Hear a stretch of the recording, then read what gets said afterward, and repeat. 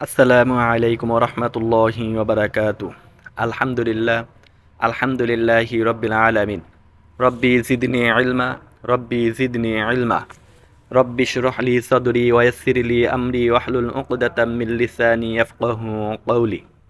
সম্মানিত দিনী ভাই ও বোনেরা, রুহুল কুরআন একাডেমি বিডি চ্যানেলের পক্ষ থেকে আপনাকে জানাই আন্তরিক শুভেচ্ছা ও অভিনন্দন। আমরা প্রতিদিন কথা বলে থাকি, সেই কথা বলার মাধ্যমে এই সেই, এরা, ওরা, তারা, এই যে ছোট ছোট শব্দগুলো আমরা ব্যবহার করে থাকি, এই ছোট ছোট শব্দগুলোর মাধ্যমেই অনেক গভীর অর্থ প্রকাশ করা হয়। পবিত্র কুরআনুল কারিমে মহান রব্বুল আলামিন এই ধরনের ছোট ছোট শব্দ ব্যবহার করে কি বুঝিয়েছেন? আমাদেরকে অনেক গভীর তাৎপর্য বুঝিয়েছেন।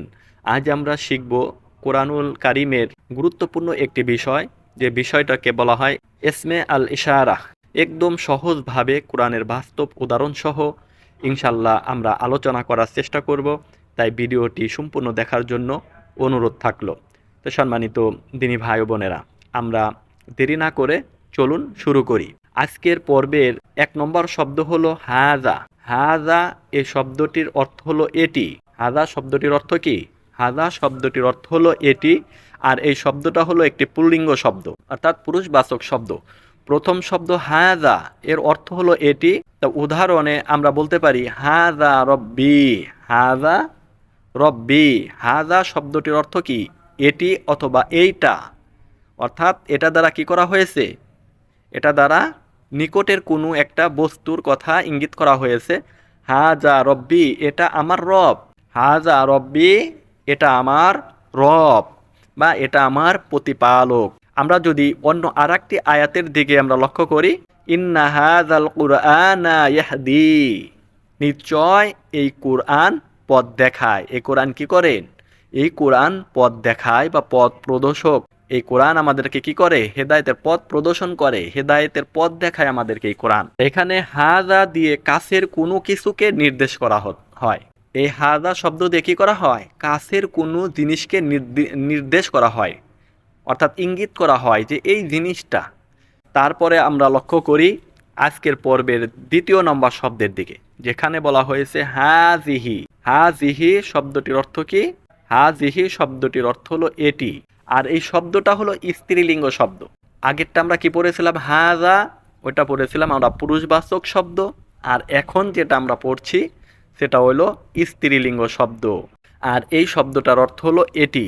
উদাহরণ হিসেবে আমরা যদি বলি হাজিহি নাকাতুল্লাহি, হাজিহি নাকাতুল্লাহি, এটি আল্লাহর উষ্টি। এটা কি? এটা হলো আল্লাহর উট বা উষ্টি। তাই এটা হলো স্ত্রীলিঙ্গ জিনিসের জন্য এই হাজিহি শব্দটা ব্যবহার করা হয়। তারপরে আমরা লক্ষ্য করি আজকের পর্বের 3 নম্বর শব্দের দিকে, হাজানি। হাজানি শব্দটির অর্থ কি? এই দুইটি। এই শব্দটার অর্থ কি? এই দুইটি। প্রথমে আমরা পড়েছিলাম হাজা, এটা ছিল কি? একবচন শব্দ। শব্দটা ছিল পুরুষবাচক শব্দ এবং একবচন ছিল। আর আমরা এখন যেটা পড়ছি হাজানি, এই শব্দটার অর্থ হলো এই দুইটি, আর এই শব্দটা হলো পুল্লিঙ্গ শব্দ। আগেরটা ছিল একবচন, আর এই শব্দটা হলো দ্বিবচন। উদাহরণ হিসেবে আমরা বলি ইন হাযানি লাসাহিরানি, নিশ্চয় এ দুজন জাদুকর। দুইটি পুল্লিঙ্গ বস্তুর জন্য এ শব্দটা ব্যবহার করা হয়। তারপরে আমরা লক্ষ্য করি হাউলাই। হাউলাই শব্দটির অর্থ হলো এরা বা এই সব, এরা অথবা এই সব। আর আমরা উদাহরণের দিকে লক্ষ্য করি হাউলাই কওমুনা, এরা আমাদের জাতি। এরা কি? এরা আমাদের জাতি। এখানে আমরা কওমু এর শেষে আমরা না পেয়েছি। এই না শব্দটা কি? এই না শব্দটা হলো দমির, যার অর্থ হলো আমরা। আর হাউলাই শব্দটির অর্থ হলো এরা বা এই সব। একাধিক মানুষের জন্য এই হাউলাই এই শব্দটা ব্যবহার করা হয়। একাধিক বলতে এখানে 3 জন থেকে শুরু হবে, অর্থাৎ এটা হলো জুমা শব্দ, জুমলা শব্দ, যাকে বলা হয় বহুবচন, আর ইংলিশে যাকে বলা হয় প্লুরাল। সম্মানিত দিনী ভাই ও বোনেরা, এখন পর্যন্ত আমরা যতটুকু আজকের ভিডিওটি দেখলাম, যদি ভালো লেগে থাকে তাহলে কমেন্টে লিখুন আলহামদুলিল্লাহ, আর ভিডিওটিতে লাইক দিয়ে অন্যকে দেখার সুযোগ করে দেন। সম্মানিত দিনী ভাই ও বোনেরা, আমরা লক্ষ্য করি আজকের পর্বের 5 নম্বর শব্দের দিকে। জালিকা। জালিকা শব্দটির অর্থ হচ্ছে সেই, আর এই শব্দটি হলো পুলিঙ্গ শব্দ। এর অর্থ হলো সেই, অর্থাৎ দূরের জন্য ব্যবহার করা হয়, দূরের কোনো জিনিসের প্রতি ইঙ্গিত করার জন্য ব্যবহার করা হয়। কিন্তু সূরা বাকারার শুরুতে বলা হয়েছে জালিকাল কিতাবু লা রাইবা ফি। ওইখানে জালিকা এই শব্দটা দুটি অর্থে ব্যবহার করা হয়েছে। কয়টি অর্থে ব্যবহার করা হয়েছে? দুটি অর্থে। কিভাবে সেই দুটি অর্থ? প্রথমত বলা হয়েছে জালিকাল কিতাবু, জালিকাল কিতাবু লা রাইবা ফি।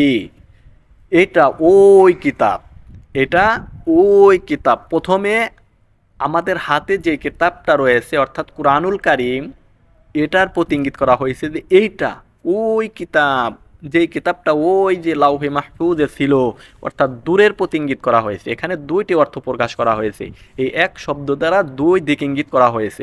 অর্থাৎ সেক্ষেত্রে আমরা বলতে পারি জালিকা এটা দুটি অর্থে ব্যবহৃত হয়, একটা হলো কাছের এবং অন্যটা হলো দূরের। তারপরে আমরা লক্ষ্য করি তিলকা। তিলকা শব্দটির অর্থ হলো সেই। তিলকা শব্দটির অর্থ কি?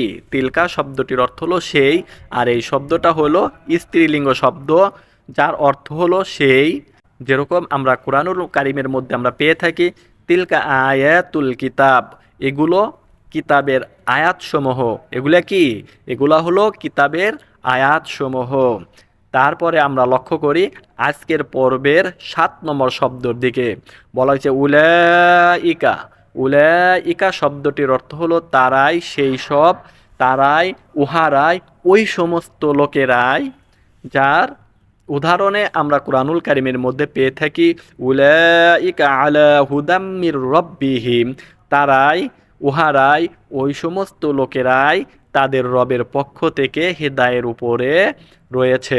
সম্মানিত দিনী ভাই ও বোনেরা, আজ আমরা শিখলাম কোরআনের ব্যবহৃত গুরুত্বপূর্ণ ইসমে ইশারা হাজা, হাজিহি, হাজানে, হাউলাই, জালিকা, তিলকা, উলাইকা। এই ছোট ছোট শব্দগুলো বুঝতে পারলে কোরআন বোঝা অনেক সহজ হয়ে যায় ইনশাল্লাহ।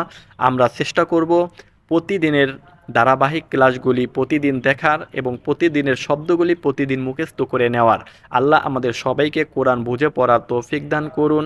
ভিডিওটি ভালো লাগলে অবশ্যই লাইক, শেয়ার এবং সাবস্ক্রাইব করবেন। দিনী ভাই ও বোনেরা, আজকের মতো এখানেই শেষ করছি। আসসালামু আলাইকুম ওয়া রাহমাতুল্লাহি ওয়া বারাকাতুহু।